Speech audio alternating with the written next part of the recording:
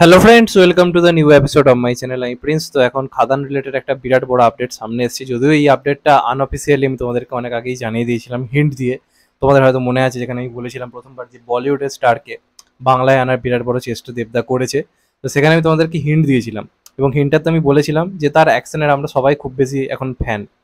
তো এর থেকে তোমরা বুঝতেই পেরেছিলে আমরা কিছুটা হলো কার কথা বলেছিলাম, বা তোমরা কমেন্টেও বলেছিলে। তো আমি সবার আগে তোমাদের কিন্তু এই আপডেটটা দিয়েছিলাম।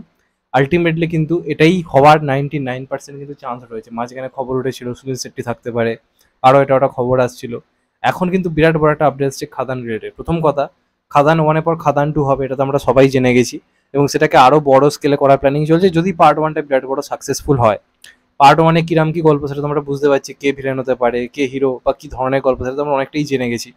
পার্ট টুতে কি হতে পারে সেটার কিন্তু একটা বড় হিন্ট কিন্তু খাদানের শেষে থাকবে, এবং সেখানেই রয়েছে বিরাট বড় চমক। তো এখন অবধি যে খবর রয়েছে, যে কটা বলিউড হিরোর নাম সামনে আসছিল, আমি তোমাদেরকে অনেকগুলো নাম বলেছিলাম, এবং তখন আমি নাম বলা বারণ ছিল বলে নাম বলে ভিডিও করতে পারিনি, আমি হিন্টস দিয়ে ভিডিও করেছিলাম। তবে যেহেতু এখন নামি দামি পত্রিকাগুলো খবর করে দিয়েছে, তো আমার মনে হয় এখন এটা নিয়ে অবশ্যই বলা দরকার রয়েছে। তো সেখানে বেশ কয়েকটা নাম ছিল যে নামগুলো বলিউড থেকে ভাবা হচ্ছিল। তার মধ্যে যেটা সব থেকে ইম্পর্টেন্ট নাম ছিল, প্রথম হচ্ছে অর্জুন রামপাল। অর্জুন রামপালকে ভাবা হয়েছিল, অবশ্যই সুনীল শেট্টিকেও ভাবা হয়েছিল, সুনীল শেট্টির নামটাও ছিল লিস্টে।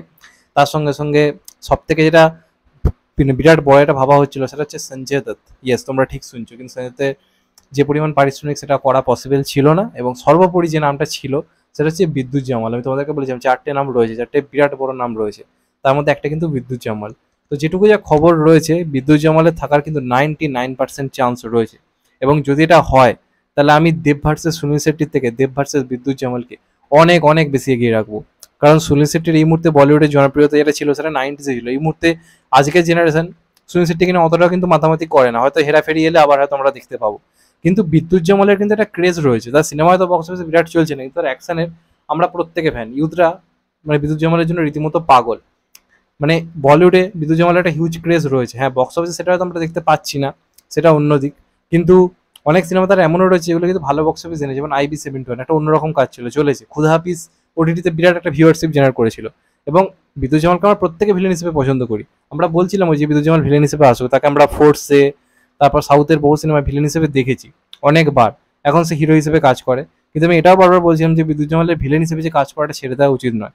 তো যেটা বলিউড করাচ্ছে না, যেটা সাউথ এখন করাচ্ছে না, সেটা কিন্তু বাংলা ইন্ডাস্ট্রি করে দেখাতে চলেছে। তোমরা ঠিকই শুনছো, এই সিনেমায় বিদ্যুৎ জামাল থাকা 99% চান্স রয়েছে। এবং খুব সম্ভবত আমরা দেব ভার্সেস বিদ্যুৎ জামাল অ্যাকশন দেখতে পাবো। দেখো, সুনীল শেট্টির সঙ্গে দেবের অ্যাকশন যতটা যেন জমবে, এই দুজন প্রায় সমবয়সী, মানে দুজনেরই ফিগার ভালো। বিদ্যুৎ জামালের ফিগার নিয়ে তো কিছু বলার নেই, অ্যাকশন নিয়েও কিছু বলার নেই। এবং বিদ্যুৎ জামাল থাকলে অ্যাকশনের কোয়ালিটি অন্য জায়গায় পৌঁছে যাবে, সেটা তো বুঝতেই পারছো। আর কেন বিদ্যুৎ জামাল হওয়ার চান্স বেশি, তার কারণ হচ্ছে রুক্মিণীর সঙ্গে বিদ্যুৎ জামালের সম্পর্ক খুবই ভালো।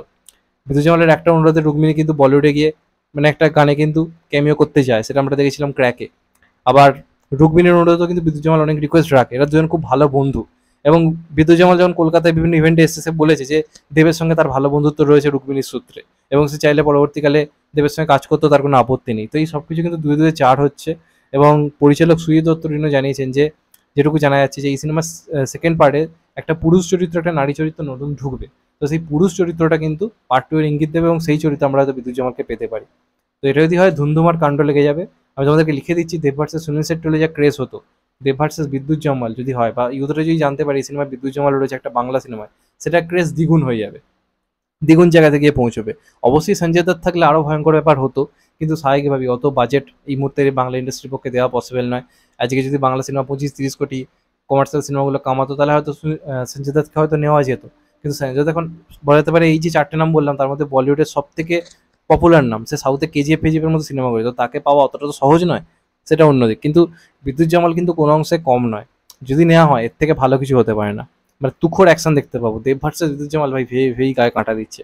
তো বুঝতে পারছো দেবদা কি রকম কি লেভেলের কি আনতে চলেছে। খাদান মানে হিউজ হিউজ, বাংলা ইন্ডাস্ট্রি দিয়ে বিচার করলে হিউজ। তুফান ফুফান নিয়ে যত কথা হচ্ছে, খাদান এলে সব উড়ে যাবে ভাই। আমি এটা আগেও বলেছিলাম, আবারও বলছি। এ তো যা মানে এ তো বাস শুরুয়াত है, अभी बहुत कुछ दिखाना बाकी है। তো এটাই ছিল আজকের আপডেট। চ্যানেলটা নতুন হলে চ্যানেলটা সাবস্ক্রাইব করে দিও, and get the bell icon. ভালো থেকো সবাই, টেক কেয়ার, নমস্কার, আবার দেখা হবে। এখন তো ভাই সবাই ভালো থেকো, সুস্থ থেকো, নমস্কার, টেক কেয়ার, আবার দেখা হবে।